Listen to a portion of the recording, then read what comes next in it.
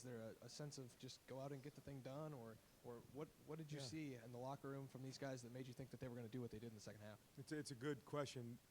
I think it's a mixture of feelings. It's almost 200 yards of offense. On defense we had held them to under 90 yards, but 2 turnovers, didn't convert on the 4th down.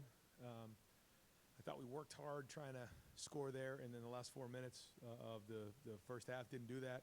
Had the turnover. So there was, on defense there was an energy, but also even on offense, it's like if we just take care of the football, we can turn this thing and get going, because the score was probably a little bit different if we take care of the ball coming out of halftime.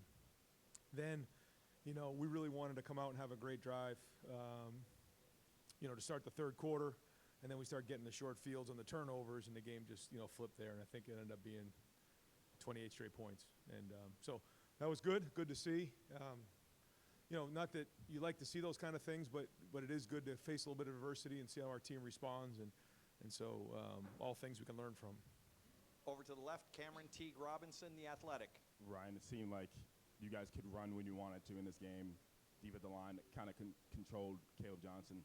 For both sides of the ball, how important for this program going forward was it for you to see that you could dictate things up front on off the line and deep at the line?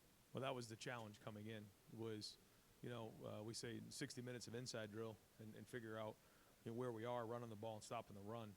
So we have a reference point moving forward. I think this can give us a lot of confidence moving forward. There was a big challenge to our entire team about physicality and toughness. I thought we answered that. We'll watch the film and get it figured out. But there's a team right there that feels like they got challenged and they answered that. But as you can imagine, it didn't take too long for us to set our focus on Oregon. And so our focus is when we leave the locker room today that we're already starting on Oregon. But all that being said, we will watch the film tomorrow. We'll learn from it. We'll call out the champions, identify those, and make sure that we recognize the hard work that was done to go win this game, because we have a lot of respect for Iowa, Coach Ferentz, and the way they do things. It's a veteran team that's played a lot of football, and it's not easy to rush for 200 yards against that defense. But also, some of the throws in the red zone I thought were pretty well done today, because those are the types of throws you have to make against a really good defense. Over to the right, Dylan Davis, Delaware Gazette. Ryan, we know how good Tyleik Williams is, but just how big of a difference does he make to what you're able to do inside, especially in a game like this where they're going to try to run right at you? Well, there's a confidence, because he's a very good player, but he also is a very good communicator, and so he's constantly talking to guys in there, and I think it's good to get everybody on the same page, but great to see Ty Hamilton get that sack fumble, and then Jack, and I thought our guys were flying around today. Good to get IGB a pick like that. I mean, those are all huge plays in the game, which helped flip. So overall, I felt like I don't know if I mentioned this on Tuesday, but when you come into games, I think, especially for guys like Jack and JT, there's this, well, how many sacks are you going to get? Well, if they're running the ball every play, it's hard to get sacks. And so what do? You stop the run and then force them, go up by a couple scores. We wish we had done that a little bit sooner. Force them to throw the ball, and then here come the sacks, because now there's opportunity. And I think they did that and saw some big plays happen. Okay, folks, I'm going to ask Emeka Abuka to go to that table to the right there. If we could clean off the table so he's got some room.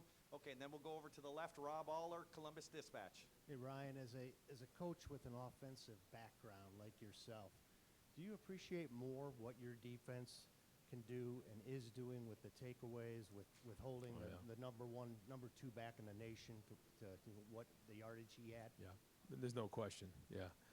And it gives you confidence to go for it on a 4th down early in the game like that, because you feel like your defense is strong. And that's a big part of it. And, yeah, to get the turnovers on a short field like that is just, you're constantly playing downhill when that happens. So, yeah.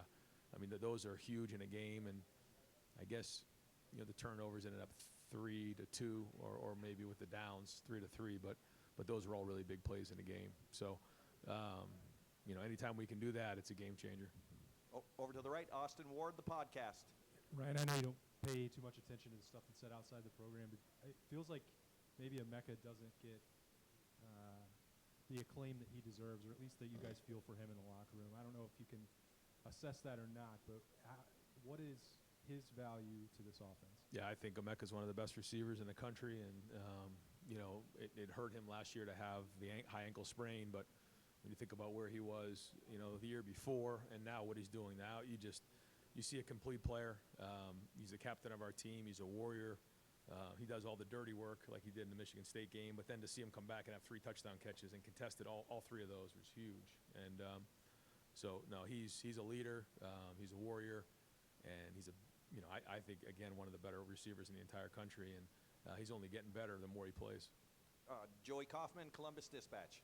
Ryan, just 2 quick things. One, what is Carnell's status? Then 2, as far as the turnover thing goes, like people talk about turnover luck and all that, but it seems like you guys are forcing some of those fumbles, and just wanted to kind of, has that been like a concerted effort sort of thing? I mean, always. I think any defense would tell you that they work on, poking the ball out. I think our guys have done a good job of that, and the quarterback is usually the most vulnerable guy, and so the strip sacks are huge, and we had 2 of those today. The interception was well done, but again, when you force a team one-handed, then now you have more opportunity to get turnovers, and so that's big. In terms of Carnell was available. He could have played. Another one of these situations, we decided to hold him. If we needed to put him in the game, he absolutely could have played. But we just felt like it was the right thing to do to hold him, and hopefully we'll have 100% Carnell going into next week. Over here to the right, Pat Forty, Sports Illustrated. Ryan, you knew Jeremiah Smith was an elite talent coming in, but what about him made him ready to contribute and be a huge impact right away? I think probably overall maturity. What I mean by that, like his physical maturity, he's big and strong, as you see, and so that's important. I think the next thing is his emotional maturity. This is somebody who practices hard every day. He's avoided distractions up until this point. He stays disciplined, practices really hard. I know that fumble is going to absolutely kill. It's going to bother him. And I think that's what makes him great. But he also has a lot of confidence, and we have a lot of confidence. That we go right back to him and know what he's capable of. So he's got a great, coach in Brian Hartline. He's got a great mentor in Emeka Ibuka. But he also came in with a great work ethic and a great mindset. But also, physically, he's big and strong, which allows him to get on the field sooner. Bill Rabinowitz, Columbus Dispatch. This was the best defense Will Howard has faced. I'm sure he had the pick. He had some throws probably would like to have back. But then he obviously rebounded second. How would you kind of assess his performance and what you think he got out of this game? I think he's going to get confidence coming out of this game. But I think when you have a couple things you'd like back, you learn from those. And there's also, he doesn't get rattled. And there's times where I even try to rattle him in practice, and he doesn't. I mean, he kind of looks, I got you, coach. All right. And that's a good sign for a quarterback.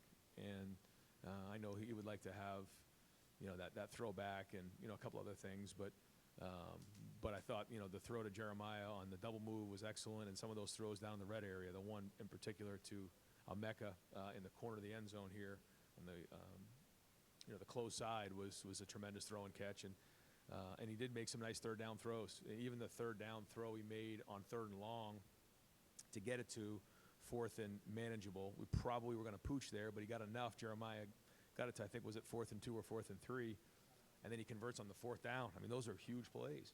And then the red zone throws. So that's winning football. And then when you add that into him making a few plays with his feet, that's sort of the X factor right there. Tim May, Letterman Row. Thank you, Jerry. Ryan, just 2 quickies. Number one, are you more proud, this is like asking which kids you like most, but are you more proud of the way the offensive running game went today, or are you more proud of the defensive play against the rush? I mean, obviously we talked about earlier. I mean, that's 2 kids you got to love, I guess, at the same time. But yeah, well, I mean, that was the challenge. Run the football, stop the run. And it starts with the guys up front. I thought the offensive line played hard. I thought Justin prepared them. I thought the plan was good with everybody on the offensive staff. I thought Chip, put a good game plan together, called a good game. I thought the running backs ran hard again. I mean, physically hard. But, the defense really showed up. And it started off with a really good week of Tuesday and Wednesday. We had our second offensive line go down and give a great look, And Tuesday was okay. Wednesday was much better, and then the guys really showed up on Saturday. So if we can keep grinding on these Tuesday and Wednesday practices, we can keep building on this, because that's, to me, what the difference is. And we're going to need a big week of work this week against Oregon. You already mentioned Oregon. I mean, it's already on your mind and stuff. How big a game is this mid-season? I mean, can you put it in perspective? They're all big, but I think just the way the schedule's played out, the competition has ramped up each week. Yeah, just the way that it played out, and here we go. I mean, this is going to be a great opponent, and we're looking forward to going across the country and playing it. Folks, we're going to have 3 more questions for Coach David. In the meantime, I've got Donovan Jackson at the back table. Over to the left, Bill Bender, the Sporting News. Right here. Yeah, you already said it. Tim kind of touched on it, but the drive to open the game, drive to open the second half, kind of mirror good mix of run and pass. Was there a discussion at halftime like, we want to come out and run the ball? I think it was 5 straight, and it set up that deep shot. Yeah, I mean, we always want a good mix, and to your point, when the runs are hitting for 4 and 5, and the balls are being completed, that makes it easier. But you're right. I thought both of those drives were well orchestrated, well designed, and well executed. And I think that's when we're at our best, when you feel like, okay, you got some run, you got some pass, you're converting on 3rd down, and that's what we're capable of, and that's what we expect. Over to the right, Jake Trotter, ESPN.